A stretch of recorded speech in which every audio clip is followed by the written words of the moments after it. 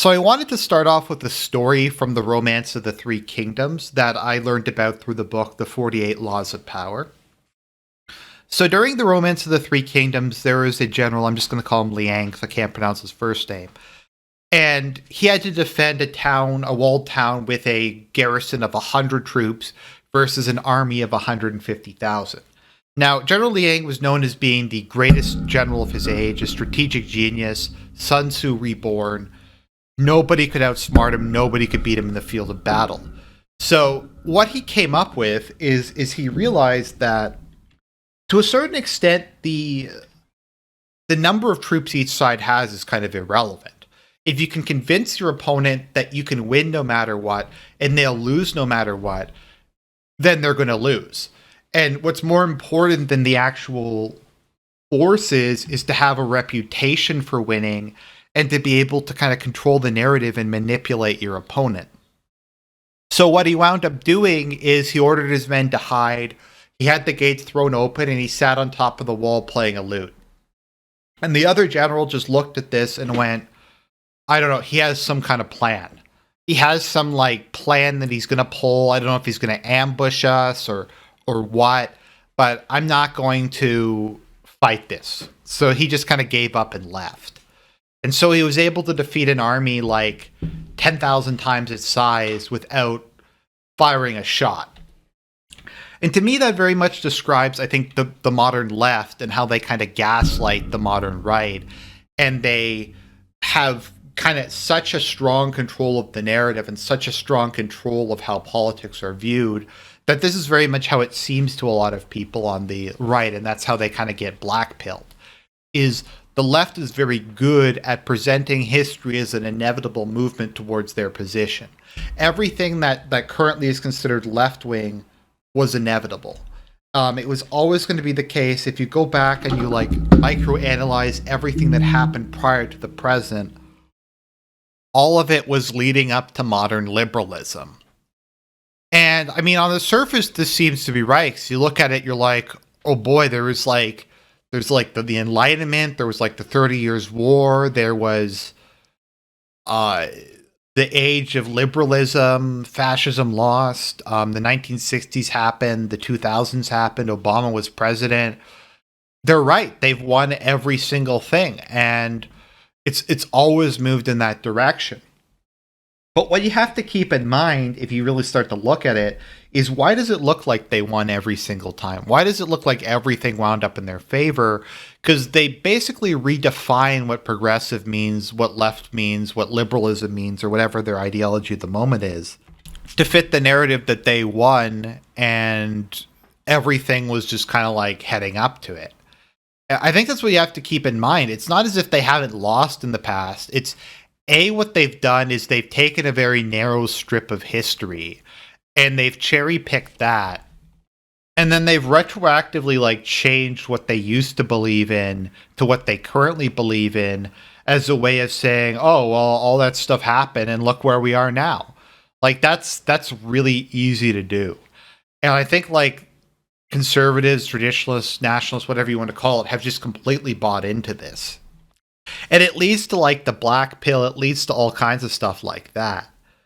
So like, what do I mean? Like you're going, well, I don't recall the left ever losing. Okay. So here's how it works is after something doesn't work, they throw it under the bus and they say that was never our goal. I don't know what you're talking about.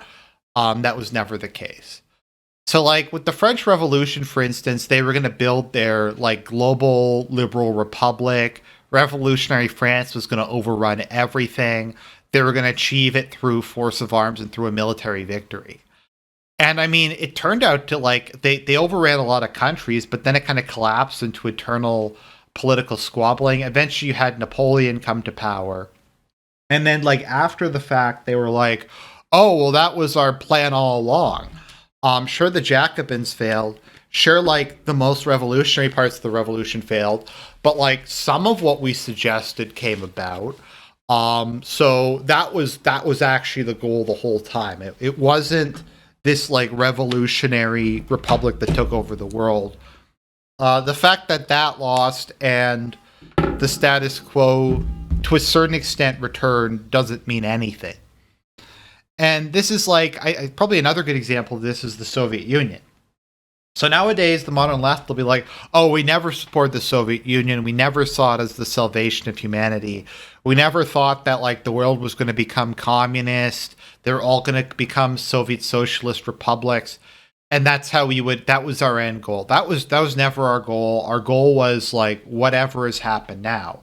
Is their plan of communizing the world like completely failed, and now we only have a couple communist countries left, and most of them aren't like meaningfully communist. They're just kind of left-wing nationalist countries. Most of them have embraced some form of market socialism, and they've kind of abandoned all pretense of internationalism and the global revolution. And you'll see like this narrative on both the left and the right that, oh, communism was never true leftism. It was a form of fascism. It was this like syncretic ideology between like left and right. We never placed our hopes in a global revolution from the Soviet Union, which is a complete lie, and just something they like made up like after as a cope after the Cold War failed. Then they're like, well, environmentalism was always our thing, even though that's like an issue that used to be kind of a conservative thing. If you look at like the record, the environmental record of like the Soviet Union and communist states in general, it was absolutely horrendous.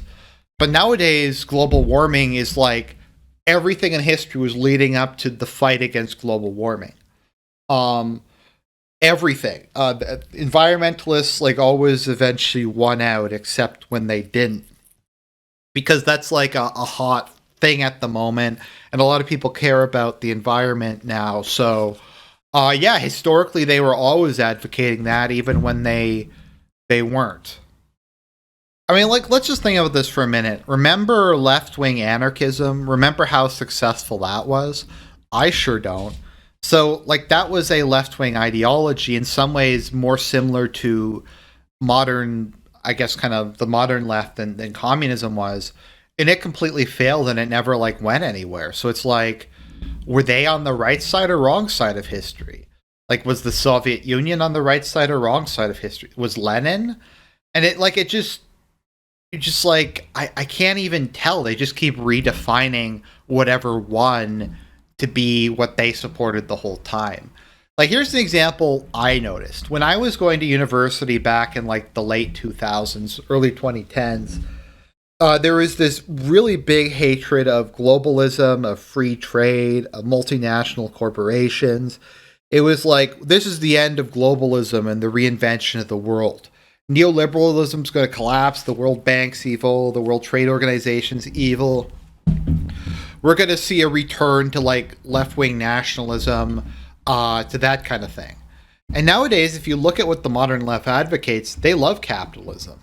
They love companies, they love free trade, they love globalism, they hate protectionism. Protectionism is a form of racism. And that's because what they previously advocated didn't work, and the opposite succeeded, so then they just redefined it and they went, oh, well, it was the whole time. We never supported, we were never against, we were always for globalism. Economic globalism is in fact what we always pinned our hopes for global revolution on, not the Soviet Union. Because state socialism is bad. State socialism is a right-wing idea.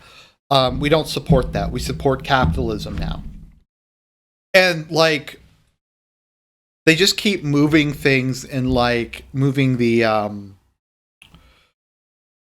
set pieces around so that whatever had happened in the past is always like what happens is leading up to the present. Like, a lot of them used to be pro-imperialism. They used to be like white man's burden.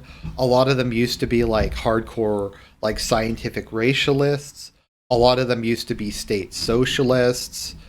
There was movements to abolish prisons at one point in time, and that never really went anywhere. So, like, they've lost on a lot of different occasions. It's just our side doesn't see anything as a victory, and they've completely bought into the narrative that this is like some 4D chess plan, and they won the whole time. And it's really kind of like, it's very similar to, like I said, to the whole General Liang sitting on top of the wall, where we've kind of defeated ourselves and we've given up before we've even tried to fight because we think that our opponents are all powerful, that they have these incredible, like, super complex plans that can't be beaten, and that they've won on every issue. So, like, even with regards to like another kind of thing is, and this is something I find a lot of conservatives and traditionalists managed to internalize, is the left has managed to convince everybody that something that's older is like a core right wing principle, and something that's newer is a total like left wing principle. So, like, maybe let's take foot binding as an example. They'll say, like, the people who supported foot binding in China were like conservatives and traditionalists and that kind of thing, and it was liberalism that came along and eliminated it. Without liberalism, that never would have happened. And like, getting rid of foot binding was a left wing idea. And I find a lot of like conservatives and trads kind of buy into this type of thinking. It's like, well, things aren't like how they were when I was a kid or in my parents' times. So that must mean the left won. Because even though they like supported a lot of the things that were common back then, now they don't. They just support kind of what the status quo is, ironically enough. So it means we lost. But like, let's just think about this for a minute. Like, let's think about how a lot of these like supposedly traditionalist societies have changed since they started westernizing. So in a lot of these countries, a lot of things we associate with social liberalism, and even within the West, were like got really badly damaged or even wiped out. And like, part of this is how short a time span they're taking. Because like, they're trying to look at like cherry pick history from like the last 150 years, and they ignore like the previous like 4,000 years of history before that. And even within the last 150 years, like I said, they cherry pick and they ignore certain aspects of it. So let's take like but one example. So from my understanding, abortion existed long before modern techniques. It was like this like toxic potion or something you drank that killed the baby. So and that was, I think, I'm pretty sure, widespread in the ancient world, particularly among the upper class. Even if that isn't the case, the idea of post-birth abortion or killing your children through exposure was also very common. And like, okay, so abortion was like completely legal and no one had any moral objection to it. And then once Europe became Christian, that was completely abhorrent. It was totally banned. It became a capital crime and it went away. And it went away for like, I'm trying to think when it was actually legalized. I guess like the 1960s or something. So it went away for like 1200 years or whatever. And then suddenly it came back. And so it's like, oh, all of history except for the 1200 year gap was leading up to feminism. Oh, the liberalization of divorce laws. All of history was leading up to that. No, well, divorce laws were very liberal in the Roman Empire. Once Europe became Christian, they stopped being so liberal. And it's stuff like that. It's like, oh, well, all of history was leading up to gay marriage. I mean, and that's always been our goal. It's not something we invented in the 1960s and only became widely accepted in the 1990s as like a wedge issue. It's always been the goal. And we've spread it to them. And the thing you have to keep in mind is a lot of supposed traditional societies were very accepting or even promoting of homosexuality. So the ancient world's kind of opinion on it was rather mixed. It was kind of permitted, kind of looked down upon. It really depends upon the time period in the society. But once you had Christianity emerging, the church fathers took an extremely hardline position on it. And it became completely abhorrent to society, like I said, for 1200 years. So it's like, okay, so it was largely accepted. Then it was not accepted, okay, for like 1200 years. And then it was accepted for like 30 years. So therefore, all of history was leading up to gay marriage. It's kind of like the perspective they will take. And they'll go back and they'll try to like, just like pick like just weird stuff like Elagabalus and like catamites and stuff, and like go, oh no, this was early phase of plan whatever. And like a lot of non-Western countries were a lot more polyamorous. They weren't monogamous. They were much more tolerant of abortion or homosexuality or whatever. And through contact with kind of the West, in a lot of cases, they moved very strongly away from that. Like, from my understanding, I think homosexuality was very common in Japan, at least on like a man sex with man level, if not like gay marriage is kind of a Western white person invention. But like military homosexuality, I believe, was very common in Japan. And after Japan kind of westernized, it wasn't anymore. And it kind of became seen as a bad thing. So it's like that was the progress of history, is that Japan was pro this like thing that's currently the against the progress of history, but then they were against it, and now they're kind of a bit pro it, but not as pro it as they were prior to it. It's like, okay, is this really the progress of history? Like, because keep in mind, like, they were against this, like, 60 years ago. Like, Che Guevara used to, like, kill homosexuals by, like personally, because he hated them so much. And once again, it's like with Stalin, it's like, oh, Stalin wasn't actually a communist. He was like a reactionary. We never, no leftists ever placed their hopes in Stalin and his global revolution. We always thought he was like, like a bad dude.